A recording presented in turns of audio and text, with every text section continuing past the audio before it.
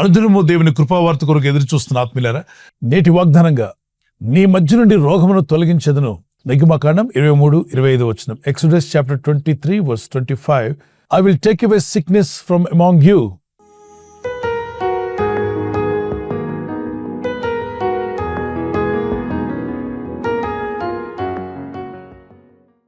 దేవుడైన ప్రభు చెప్పిన వాగ్దానాల్లో కొన్ని కండిషనల్గా ఉన్నాయి. ఆ కండిషనల్ ఏంటంటే, నువ్వు నా మాట శ్రద్ధగా విని నేను చెప్పిన రీతిగా నువ్వు నడుచుకున్నట్లయితే నేను నీ మధ్యకి వచ్చి నీవు తినే ఆహారమును నీ పానీయమును నేను దీవిస్తాను, అంతేకాకుండా నీ మధ్య ఉన్న రోగమును తొలగిస్తాను అన్నాడు. ఇక్కడ ఆహారము పానీయము చెప్పి నీ మధ్య ఉన్న రోగాన్ని తీసేస్తా అన్నాడు. ఆయన మాటలు మనం శ్రద్ధగా విని ఆయన వాక్యానికి లోబడినట్లయితే, దేవుని చిత్తం చేయడానికి ఇష్టపడినప్పుడు దేవుని సన్నిధి మన మధ్యలోకి రావడమే కాకుండా మనం తినే ఆహారాన్ని, మనం తాగే పానీయాన్ని కూడా ఆయన దీవిస్తా అంట. ఆయన దీవించినప్పుడు ఖచ్చితంగా మన మధ్యన రోగం తీసివేయబడుతుంది. అందుకంటున్నాడు, నీవు తినే ఆహారమును నీవు తాగు పానీయమును నేను దీవిస్తాను, నీ మధ్యనున్న రోగము నేను తొలగిస్తాను. రోగానికి ఆహారానికి ఏదో లింక్ ఉన్నట్టుంది కదా.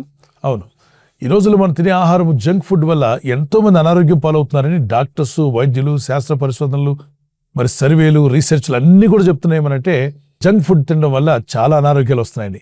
కానీ ఎవరు ఆగుతున్నారు?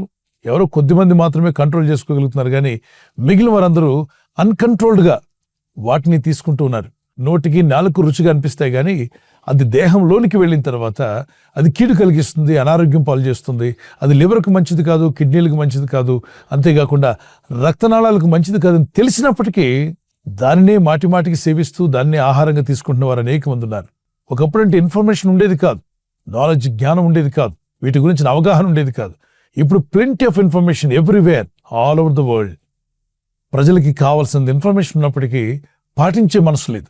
If you don't make up our mind to follow what the word of God says, then we will never have a good health.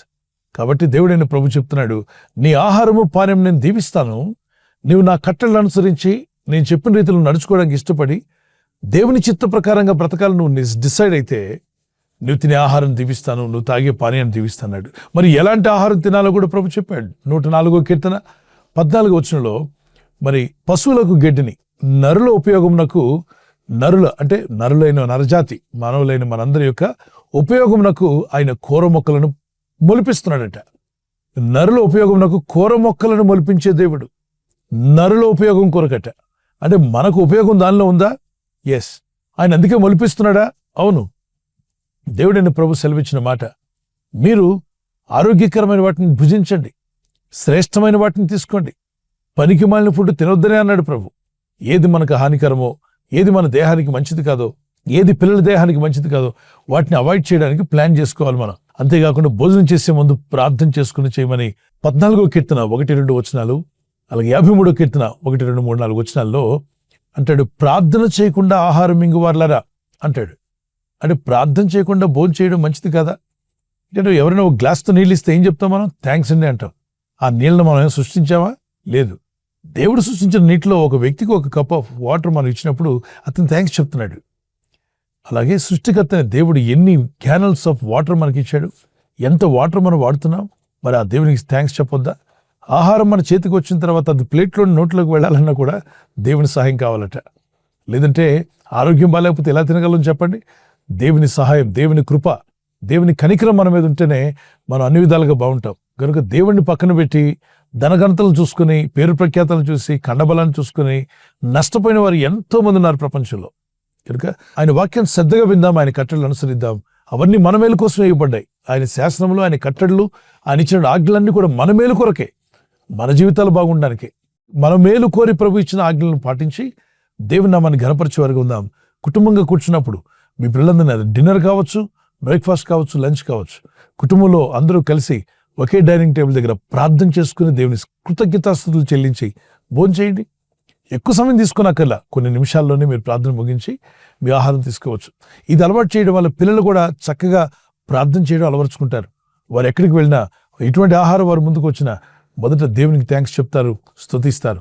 యేసు ప్రభువారు 5 రొట్టెలు 2 చేపలు అనేకులకు పంచే ముందు ఆయన రొట్టెలను పైకెత్తి కృతజ్ఞతాస్తుతులు చెల్లించి వాటిని విరచి వారికి ఇచ్చినట్టుగా మనం చూస్తున్నాం. మరి అపొస్తలుడైన పౌలు కూడా రొట్టెను పైకెత్తి స్తుతించి దాన్ని విరచి తీసుకున్నట్టు మనం చూస్తున్నాం. పాత నిబంధనలను, క్రొత్త నిబంధనలను ప్రార్థనలు చేసి ఆహారం తీసుకున్నారు. దేవునికి థ్యాంక్స్ చెప్పడం, దేవుని స్తుతించి మనం ఆహారం తీసుకోవచ్చు.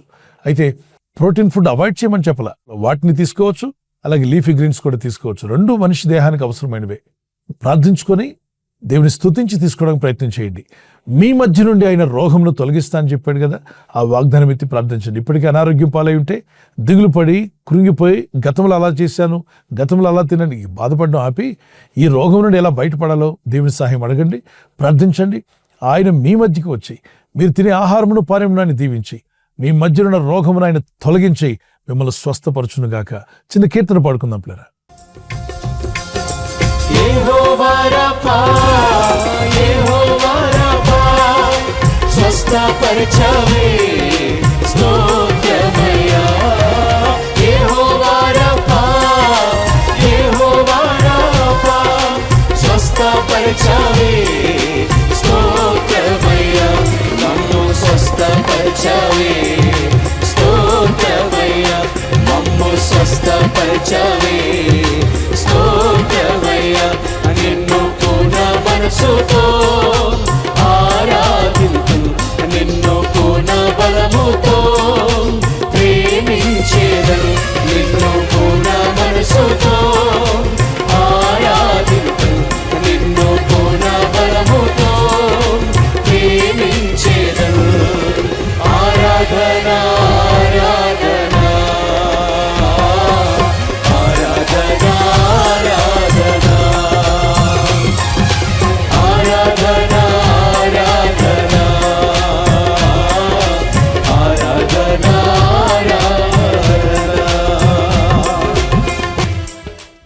నిర్గమకాండం 23:25లో నీ మధ్యనున్న రోగం నేను తొలగిస్తాను. I will take away the sickness from among you. మీ మధ్యలో, మీ కుటుంబంలో, మీ ఇంట్లో, మీ ప్రజల మధ్యలో ఉన్న వ్యాధులు, రోగాలు, వైరస్లు ఎన్నో ఉండొచ్చు. వాటిని ప్రభు తొలగిస్తాను అన్నప్పుడు ఆయన వాక్యం శ్రద్ధగా విందాం, ఆయన మాటకు లోబడదాం, దేవుని చిత్తం చేయడానికి ఇష్టపడదాం. మీ మధ్య ఉన్న ప్రతి రోగమును ప్రభు తొలగించి మీకు మంచి ఆరోగ్యమును యేసు నామములో ప్రభు అనుగ్రహించును గాక. ఆమేన్. ప్రార్థన చేసుకుందాం. పరిశుద్ధమైన మా ప్రియ తండ్రి, పరలోకమందున్న మా తండ్రి, నీ వాక్యానికి లోబడి నీ వాక్యమును శ్రద్ధగా విని మా మేలు కొరకు మీరు ఇచ్చిన కట్టడలు మేము అనుసరించడానికి ఇష్టపడినప్పుడు, నీ చిత్తానికి లోబడినప్పుడు ప్రభు మేము ప్రార్థించుకొని కృతజ్ఞతాస్తుతులు చెల్లించి ఆహారం తీసుకుంటున్నప్పుడు మీరు మా మధ్యకు వచ్చి మా ఆహారమును పానమును దీవించి మా మధ్యలో ఉన్న ప్రతి రోగమును తొలగిస్తా అన్నారు. ఈరోజు ఎవరైతే అనారోగ్యంతో బలహీనత ఉన్నారో నీ ప్రజల మధ్యలో ఉన్న ప్రతి రోగం అది తీసివేయబడునుగాక, స్వస్థత కలుగునుగాక. ఈరోజు ప్రార్థించి ప్రయత్నించబోతున్న శంకుస్థాపన అయిన, గృహప్రవేశమైన, ఒక బిజినెస్ ప్రారంభిస్తున్నా, ఉద్యోగ ప్రారంభానికి వెళ్తున్నా, ఒక మంచి కార్యక్రమాన్ని ప్రారంభిస్తుండగా, నేను వారి బిడ్డల వివాహం కొరకు ప్రయత్నాలు చేస్తుండగా వారు చేస్తున్న ప్రయత్నాలు ఫలించలాగున మీ దూతలకు ఆజ్ఞాపించండి. ఎవరైనా హాస్పిటల్లో ఉన్నా, ఐసీయూలో ఉన్నా ప్రభు, ఎవరైతే సీరియస్ కండిషన్లో ఉండి బాధపడుతున్నారో వారికి యేసు నామములో స్వస్థతను అనుగ్రహించండి. కృంగిపోయిన వారిని లేవనెత్తండి. మీ గాయపడిన హస్తమును చాపి వారికి ఉన్న సకల రోగాల నుండి విడుదల ఇచ్చేయి.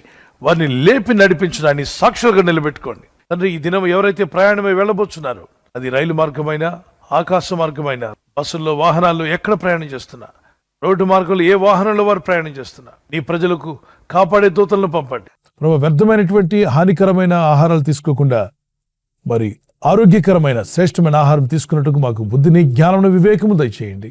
ఒక డిసిప్లైన్ లైఫ్ మా అందరికి దయచేసి మీ నామాన్ని గణపరచుకోమని, మంచి ఆరోగ్యములతో నీ సేవలో, నీ పరిచయంలో నీ సాక్షులుగా నిలబెట్టి వాడుకోమని యేసుక్రీస్తు పరిశుద్ధ నామములో అడిగి వేడుకుంటున్నాను నా పరలోకపు తండ్రి. ఆమేన్, ఆమేన్. ఈ వాగ్దానాన్ని మీతోనే ఉంచుకోకుండా లైక్ చేయండి, షేర్ చేయండి. అనేకులు ఈ యొక్క ఛానల్ సబ్స్క్రైబ్ చేసుకోమని తెలియపరచండి. సబ్స్క్రైబ్ చేయని వారు కూడా సబ్స్క్రైబ్ చేయండి. God bless you. ప్రభు కృప మీకు తోడే ఉండుగాక. ఆమేన్.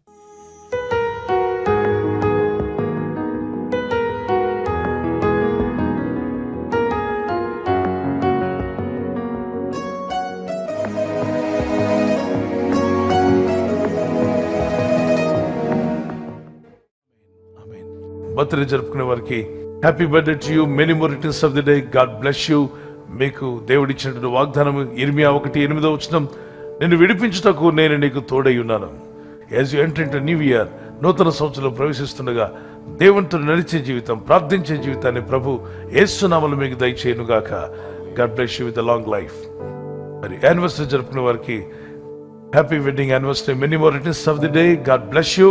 ప్రభు మిమ్మల్ని దీవించి బలపరిచి ఆయన రాకడ కొరకు మిమ్మల్ని సిద్ధపరచాలని ప్రార్థిస్తున్నాం. మరి భార్య భర్తకు లోబడాలి, భర్త భార్యను ప్రేమించాలన్న లేఖనాలు చాలా అద్భుతమైన విషయాలు దేవుడు చెప్పాడు. అలా జీవిస్తే మీ కుటుంబాలు కలిసి ఉంటాయి, ఆనందంగా మీరు జీవిస్తారు. సో మీకు దేవుడిచ్చిన వాగ్దానము, మీ ఫలము నిలిచిండుటకును నేను మిమ్మల్ని ఏర్పరచుకుని నియమించితనే. మీరు ఫలించి అభివృద్ధి పొందే రోజు వచ్చునుగాక. ఒకవేళ గర్భఫలం లేకుండా ఉంటే యేసుక్రీస్తు నామములో మీకు ఫలము దేవుడు దయచేయునుగాక. పిల్లలు కలిగి ఉంటే మీరు మీ పిల్లలు కూడా వర్ధిల్లుదురుగాక. ఈ ఛానల్ మీరు సబ్స్క్రైబ్ చేసుకోవడం వలన 2 పనులు జరుగుతున్నాయి. ఒకటి, సువార్త జరుగుతున్నది, ఆత్మలు రక్షించబడుతున్నాయి.